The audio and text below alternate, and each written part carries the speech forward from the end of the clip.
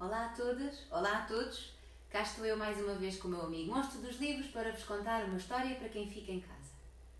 Hoje decidimos ir ao jardim sem sair de casa. Como é que isso é possível? Ora, então esperem só para ver. A escolha do Monstro dos Livros de hoje é muito especial. É um livro curioso, muito curioso. Não é, Senhor Monstro? Estão prontos? Estão prontas? Trago um conto para aqui vos contar. Estão todos em casa prontos para escutar?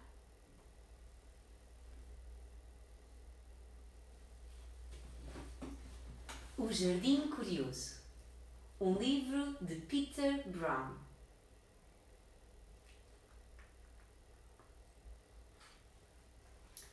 Era uma vez uma cidade muito cinzenta. Uma cidade cheia de prédios altos e de fábricas a deitar fumo por todo o lado. Era nessa cidade cinzenta que vivia Jorge. O Jorge, ao contrário da maior parte dos habitantes daquela cidade, adorava passear na rua. Fizesse chuva ou sol, o Jorge passeava quase todos os dias. E quando chovia, uma das coisas que mais gostava de fazer era chapinhar nas poças d'água e, claro, descobrir e explorar lugares nunca antes vistos. Foi numa dessas caminhadas que Jorge descobriu uma antiga linha de comboio, uma linha férrea desativada. E nessa linha férrea, quando começou a explorar, o Jorge encontrou uma pequena mancha de cor. Eram 2 ou 3 plantinhas muito pequeninas e sozinhas, à espera de serem cuidadas. O Jorge sabia que não era jardineiro, mas queria e podia ajudar. Então começou por pensar: o que é que uma planta precisa para crescer? Precisa de ser podada? Precisa de ser regada? Precisa de sol, de raios de sol quentes? E também precisa de música. Mas aquela primeira experiência a cuidar das plantas não correu muito bem. Na verdade, as plantinhas quase que se afogaram com os cuidados do Jorge. Regou demais, cortou demais, aquilo foi um autêntico desastre. Mas a natureza tem um dom especial, o dom da paciência. E por isso, as plantas esperaram pacientemente que o Jorge se tornasse melhor jardineiro. Mas o Jorge não desistiu, continuou a regressar àquela linha de comboio, dia após dia. Podava as plantas, regava, esperava que viessem os raios de sol e depois só lhe restava esperar. E enquanto o Jorge esperava que as plantinhas crescessem, o Jorge cantava. O meu jardim é verde e cresce sem parar. O meu jardim é verde, quem me dera aqui morar. À medida que o tempo foi passando e que o Jorge foi aprendendo a ser cada vez melhor jardineiro, o jardim curioso, muito curioso, começou a crescer por todos os lados. Uma plantinha após outra, uma plantinha após outra. E o Jorge não parava de cuidar do seu jardim. Podava as plantas, regava as plantas, esperava pelos raios de sol e depois, o que é que fazia? Cantava, pois é. O meu jardim é verde e cresce sem parar. O meu jardim é verde, quem me dera aqui morar. O jardim do Jorge crescia a olhos vistos e dia após dia lá voltava o pequeno rapaz para cuidar do seu jardim naquela antiga linha de comboio. Só que o tempo passou. Veio a primavera, o verão, o outono e depois o inverno. E com o inverno chegaram os dias muito frios. E o Jorge não podia cuidar do seu jardim coberto de neve. Mas o Jorge não deixou de pensar no seu jardim curioso. Enquanto ficou por casa, procurou ler todos os livros que encontrou sobre jardinagem. Tudo o que pudesse saber sobre como tornar-se melhor jardineiro ainda, e preparou todas as suas ferramentas para, quando chegasse a primavera, estar preparadíssimo para voltar ao seu jardim. E assim fez. Passou o inverno a preparar-se. Quando a primavera chegou, o inverno tinha sido duro para o seu jardim, mas o Jorge pôs imediatamente mãos à obra. Podou as plantas, regou-as, esperou que viessem os raios de sol e cantou.